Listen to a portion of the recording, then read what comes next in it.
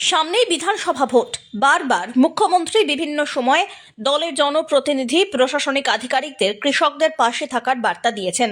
কার্যত সেই নির্দেশ অনুযায়ী এবারে সরেজমিনে দিনভর আধিকারিকদের নিয়ে চাষিদের বিভিন্ন অভাব অভিযোগ শুনলেন জেলা পরিষদের কৃষি কর্মাধ্যক্ষ। ঘুরে দেখলেন বিভিন্ন নদীর জলসেচ প্রকল্প। জনপ্রতিনিধি আধিকারিকদের পাশে পেয়ে অত্যন্ত সন্তুষ্ট চাষিরা। মালদার চাঁচল বিধানসভা কৃষি নির্ভর, আর এই বিধানসভার মহানন্দা তীরবর্তী 4টি গ্রাম পঞ্চায়েত এলাকার অর্থনীতি সম্পূর্ণভাবে কৃষিকাজের ওপরে নির্ভরশীল। এই এলাকাগুলিকে শস্য ভাণ্ডার বলা হয়, কিন্তু বিভিন্ন সময় এই সমস্ত এলাকার চাষিরা কৃষিকাজের জন্য জল সংকটের সম্মুখীন হতেন। সেই সমস্যা দূরীকরণে রাজ্য সরকারের গ্রামীণ জীবিকা উন্নয়নমূলক প্রকল্পের আওতায় একাধিক নদী জলসেচ প্রকল্প করা হয়েছে।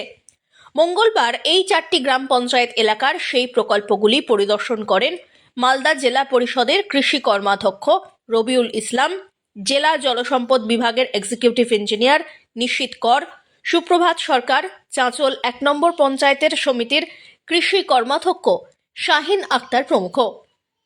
মঙ্গলবার সকাল থেকে বিকেল পর্যন্ত মহানন্দপুর, ভগবানপুর, খরবা, মতিহারপুর অঞ্চলের এই প্রকল্পগুলি পরিদর্শন করা হয়।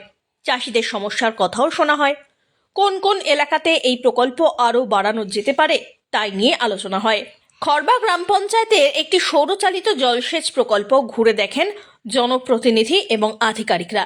নির্বাচনের প্রাক্কালে এই ধরনের পরিদর্শন যে চাষিদের মন জেতার সূক্ষ্ম কৌশল, এমনটাই মত রাজনৈতিক মহলের। একটা স্কিম ধরে ধরে আমরা চাষিদের মূলত যে বিষয়টা, যে এই আরএলআই যে স্কিমগুলো সঠিকভাবে চলছে কি চলছে না, এবং চাষিরা কতটা এই গভর্নমেন্টের যে প্রকল্প এটা কতটা বেনিফিট, কোন কোন জায়গায় সমস্যা, এবং যেই একটা এরিয়া নিয়ে হয়তো চাষবাস হচ্ছে এরপরে বাড়তি আরও কত চাষিকে এই সুযোগটা পাইয়ে দেওয়া যায়।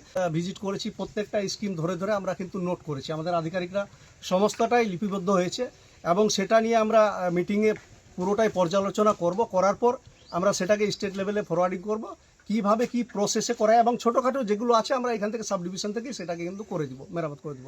ব্যুরো রিপোর্ট, আজ বাংলা।